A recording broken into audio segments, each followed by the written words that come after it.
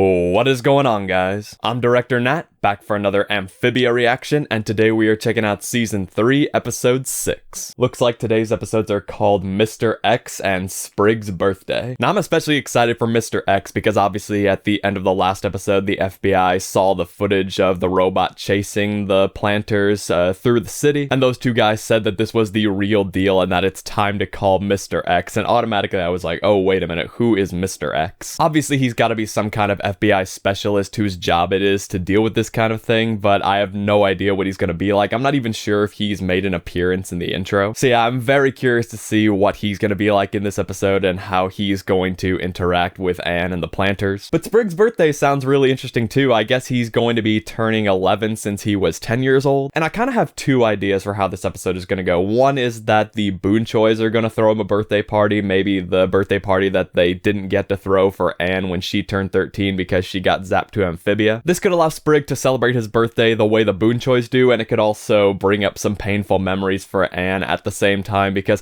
the last time her parents tried to throw her a birthday party, she kind of blew them off in order to hang out with Marcy and Sasha and then steal the music box from the thrift store, which sent her to Amphibia, so maybe there's still some more stuff that they have to work out there. Especially since the last episode, they finally found out about everything that Anne has been keeping from them, so they're probably still gonna have a lot more questions. There's probably still gonna be some tension between Anne and her mom especially. And then the other idea I have for this episode is that the planters could have their own way for celebrating birthdays that's unique to Amphibia, and that could also bring up some painful stuff for Sprig, because there's probably a lot of people like Ivy that he's really missing, that he wishes he could be celebrating his birthday with. So yeah, lots of things to look forward to in this episode, a lot of ways it could go down, so let's not waste any more time. Let's just jump right into it and see what we've got.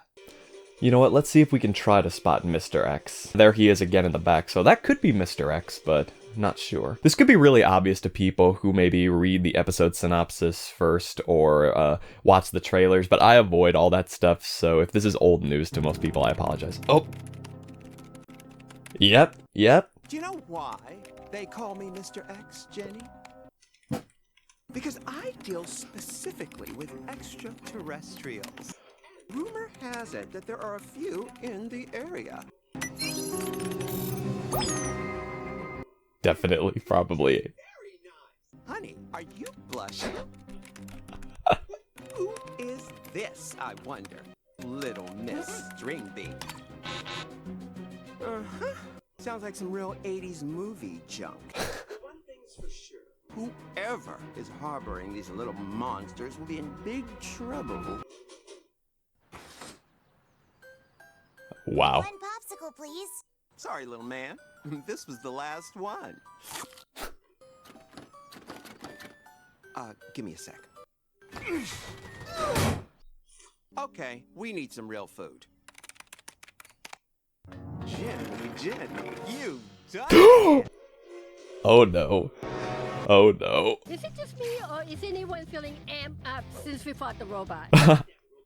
Oh, this is an interesting way for them to be reacting. Sounds like you caught a case of post-battle euphoria.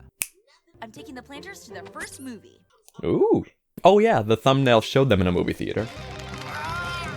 Oh, my back!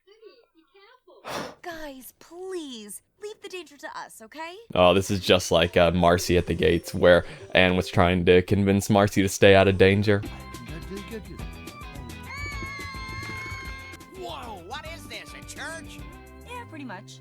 Oh, do they have churches back in Amphibia? I know we took down that robot together, but they're still just parents, you know? They shop for groceries and coach Little League T-ball. Luckily today is a stress-free day with no danger or conflict. Eh. Wow. So what, D-Cop? Oh. Whoa! Tie-dye. Nitnoy, Cop. Nitnoy. I was stationed in Phuket for a bit. Have you seen any odd creatures walking around? Disguised as humans? Who's asking? Oh, just your friendly neighborhood federal government. Yes, very nice. Hooray, government! There's probably a Spider-Man joke that I can make, but I'm really stressed about what's going on. Is your stun gun charged, Jenny? Tell me it's charged! I know he's a bad guy right now, but I love him. He's awesome. Wow, that's the picture they use, of course. Dang it, Anne. You're following the rules of the movie theater, but... 20 minutes of trailers, and you people call yourselves civilized. Yes, okay. I'm gonna go on a little rant here, but I hate movie trailers. I hate them with a passion. You remember earlier in the video I was mentioning that I don't watch trailers? Well, that especially applies to movie trailers. Whenever I go to the cinema, even though it's not as often as I used to thanks to COVID, but whenever I do go to the cinema, I bring music with me and I listen to it at full volume to drown out the sound, and I keep my eyes down or closed because I don't want spoilers. And I think the amount of trailers that they show is ridiculous, especially since these days people can go on YouTube and watch the trailers if they want to. All trailers are the same. They give away all the important stuff, and they are just so excessive. Like, sometimes they even show trailers or like material from the movie that you're about to watch, which is stupid. So I'm sorry, this is just a thing I have about movie trailers. Like, take Age of Ultron, for example. Age of Ultron, the first trailer was absolutely fantastic, but it completely misrepresented what the tone of the movie was going to be, which probably made me enjoy it even less than I would have. But okay, before I go into an MCU slash comic book movie slash blockbuster rant, why don't we actually get back to what we're watching? She's not answering. It's up to Anne's parents to save the day. I love this. That's because you drive like an old man. Move over.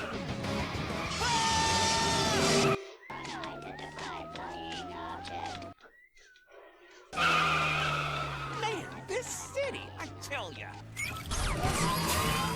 What? Well, it was no suspicion island. What did you say? I thought the protagonist was pretty fun. I liked how she was very flawed and had room to grow.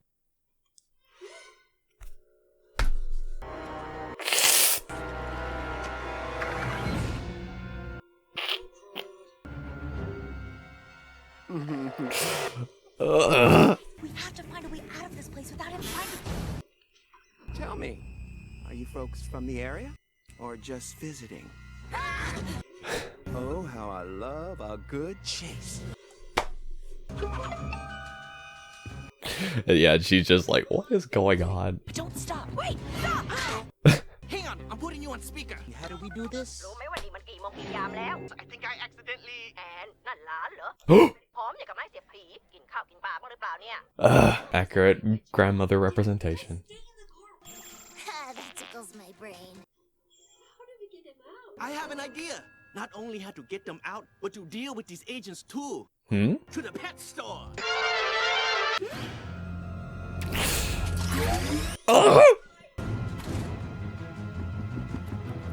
Is that Sonic?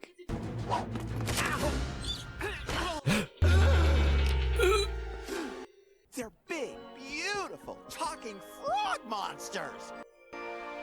Call in the troops. It's 4-on-1. When he comes in, we'll rush him and run. See you soon. Man, this city, I tell ya.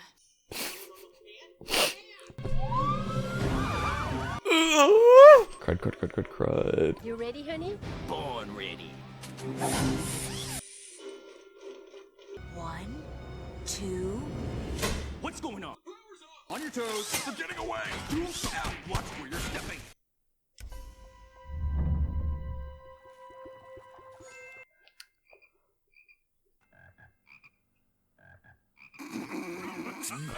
Nice frog aliens, sir. I've heard of little green men, but this is ridiculous.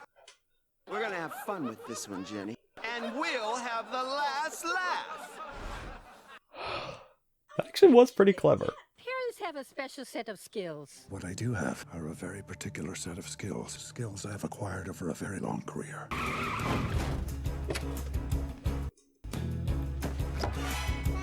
Oh. Wow. What? The owner was your T-ball coach, Mr. Trent. Remember him? Nice guy. Oh, T-ball. I remember that one time we tried to fix the electricity. Yeah, wasn't that a disaster? Yep. He knew exactly what not to do. I can't believe it. I guess I Misjudged you! Wait, but how did you know which bathroom we were hiding in? Parental intuition? And maybe the tracking device we put on Hot Pop when he was sleeping. I was wondering what that was. What?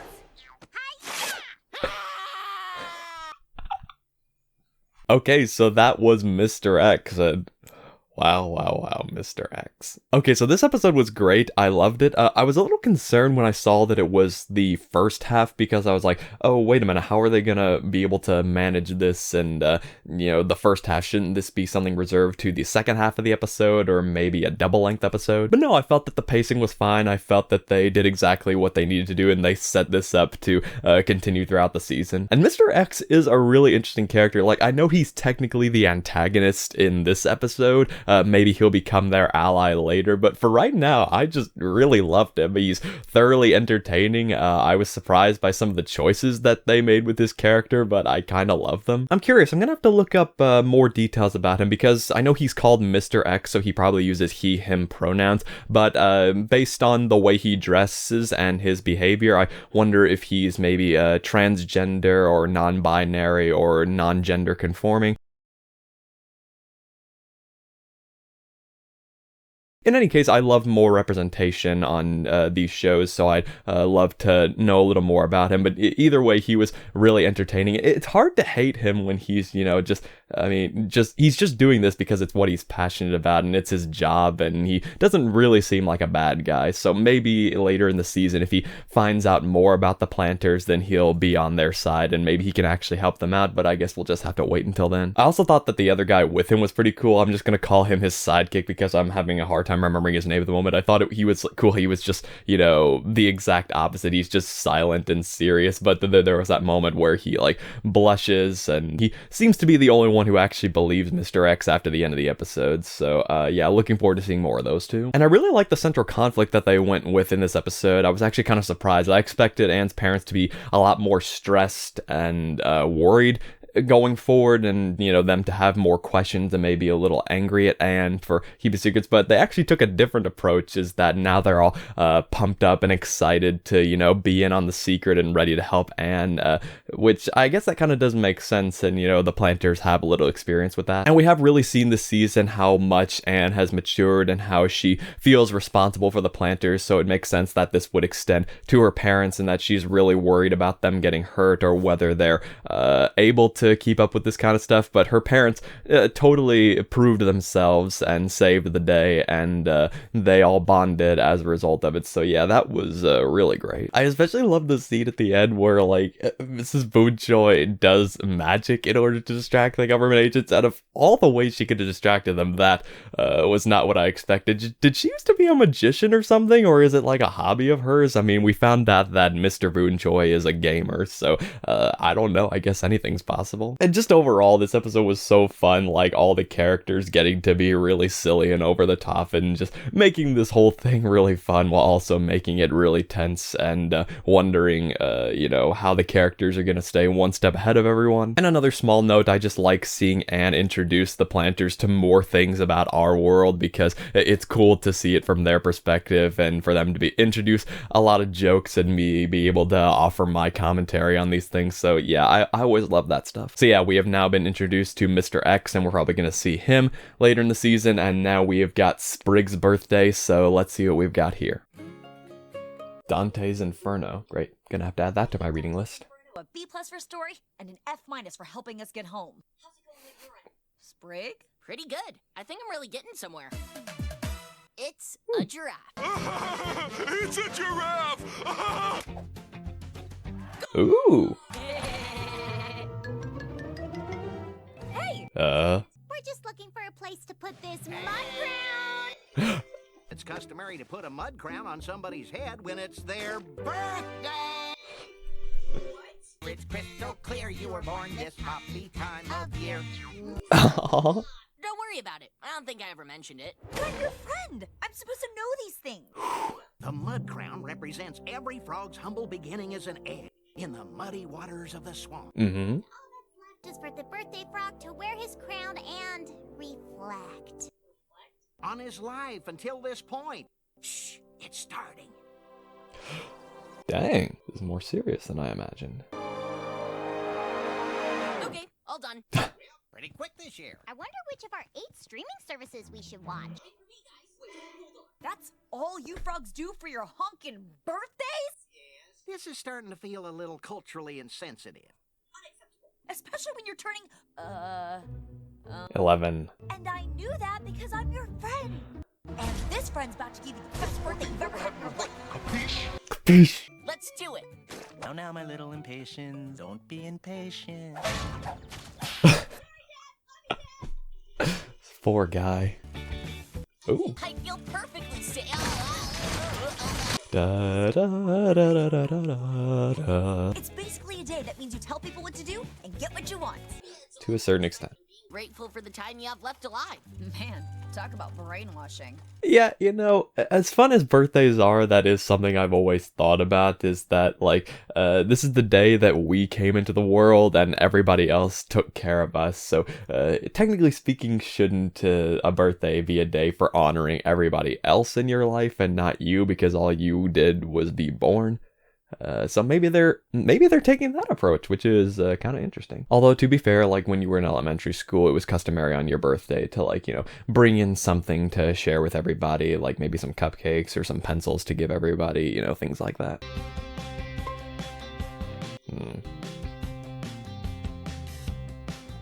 Aww.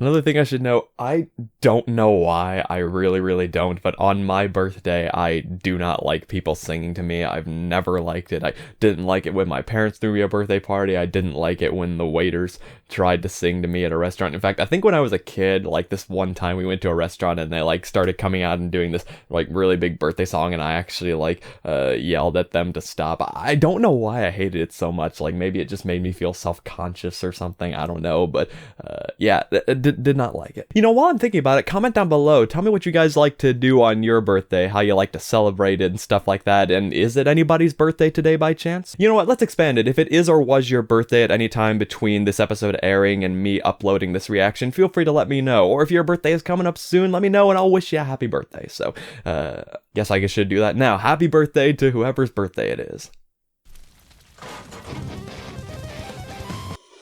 Okay. Hollywood. I love how self-aware the writers are. Happy birthday, kid! Keep believing. Oh, hey, that guy again. It's actually my birthday, too. Aw. Happy birthday, guy. Was it the best birthday you've ever had? Definitely top 3. Bug. What? That's it? I pull out all the stops and I'm still third place to a couple of mud crowns? Culturally insensitive. It is my duty as your friend to keep this party going until it's in the #1 spot. Curious to learn why the other 2 birthdays were so special. I'll just be over here reading great American literature. Simply brilliant. You know what? Comics deserve more appreciation anyway. I'm gonna get a bird's eye view of another world in a flying machine that's powered by fire. Yes. You know, what's funny is that right before I started watching this episode, I was thinking about how I want to see more of the Sprig dynamic in the show. Like, we have gotten it here and there this season, but it's been a while since we really got to focus on the fact that these two are best friends, because they were the 2 main characters right from the beginning of the show. So it was just nice that right after that we got an episode that's all about Anne and Sprig. So yeah, let's move on. Ugh. Clowns. This balloon only looks scary because it was repurposed from a horror movie promotional piece. High wind alert. Sorry guys, but it's too risky to fly just now. Oh. Can we at least sit in the basket and imagine we're flying? Yeah. Heck, you don't even need me for that. Just give me a holler when you've had enough. And We get to use our imaginations? Neat! imagination. Whoa! Okay, to be fair, she at least thought that it was tied down. Yeah! I love this change of colors.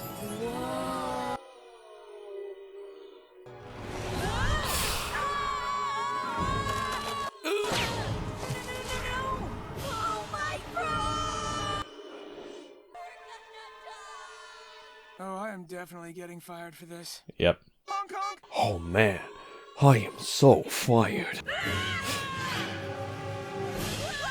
Would you like to be? Oh my god.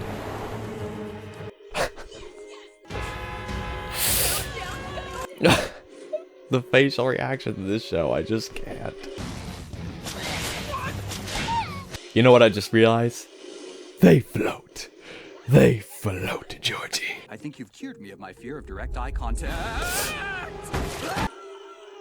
You know, as funny as that was, I am going to get a little serious for a second. I actually just finished my therapy program recently, and I can say that as someone who was in a really dark place when I started that program, therapy can be really beneficial. So if you are struggling with anything in your life right now, if you're dealing with depression or anxiety, I strongly encourage you to seek out help and do therapy if you can, because it really can help you. I am actually now in a better place than I've been in a very long time, and I'm very hopeful about my future going forward. I was looking for the right word. So yeah, sorry to get so serious on you, but it is an important topic to me now. So oh my god.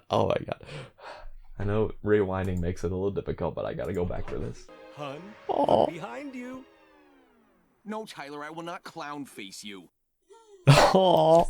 Should I quit my office job to pursue my passion of stand-up comedy?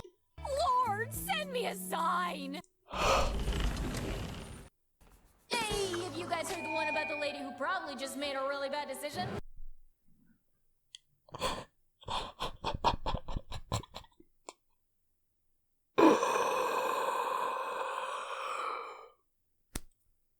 Too relatable and too funny in its execution. Let's move on. What even is that? I didn't even get to give you your present! Huh? You got me a present? Yeah, dude, it's your birthday. 50 hot dogs, please. Having a big party, eh? No, why do you ask? Might I take this opportunity to recommend vegetarian hot dogs instead? Try one. They're loaded with soybeany goodness. I respect that you don't eat meat. Please respect that I don't eat fake meat. After all this time, I thought I'd be a better friend than this. Aww. But it looks like I'm just a failure through and through. Friend punch! Oh wow, it's been a while since that happened. Yeah. I should have listened to you. Friend punch! Ow! Hey! It's top 3 because we got to spend it together. It's like the sweetest thing anyone's ever said. Thanks, man. What are your top 2 birthdays? Birthday number 1 was the day I was actually born and given life. Oh. What about number 2? Well, that was when my mom and dad gave me this hat. My memory of it is a little fuzzy, but it's an iconic hat, right? Yeah. Whoa, it's a telescope with my name engraved on it. Let's go home, because I don't want to look at that clown anymore. Another adventure resolved with no loose ends. And come on, when is this balloon ride supposed to be over? This poor guy. Oh. Baby.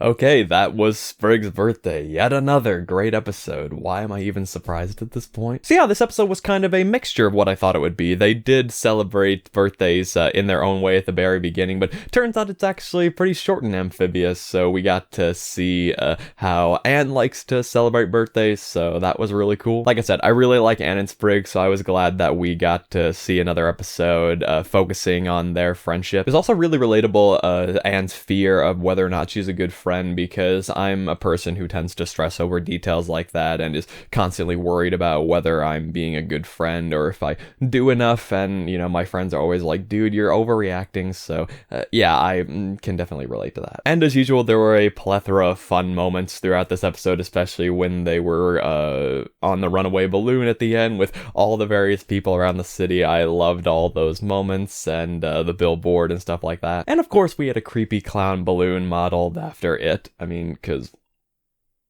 why not? But yeah, I really liked how the episode was resolved too, with Sprig telling Anne that she is indeed a really good friend, and I liked, even just for a moment, getting to hear about why Sprig's other 2 birthdays were so special to him, and the fact that his parents gave him that hat. I just love little details that add to the story, so yeah. Alright guys, 2 more really great episodes. This season is just on a roll. We're checking more boxes. We're having a lot of fun, and I can't wait to see what happens next. I'm curious to see more of Mr. X, and when we're gonna see more of the characters who've made an appearance in the intro, and when more elements from Amphibia are going to come back, but I guess we just have to keep watching to find out. So with that, I'm gonna turn it over to you guys. What did you think of this episode? What are you thinking of season 3 so far? What's been your favorite episode? How do you guys like to celebrate your birthday? And if it is anybody's birthday today, or if it's your birthday within the last couple days or in the next couple days, let me know so I can give you a shout out. Whatever it is, feel free to share your thoughts down in the comments and let me know what you think. If this is your first time on the channel, be sure to leave a like and consider subscribing. Also, be sure to check out my other videos. It really does mean a lot. And as always, thank you so much for watching, and I will see you for Amphibia Season 3, Episode 7.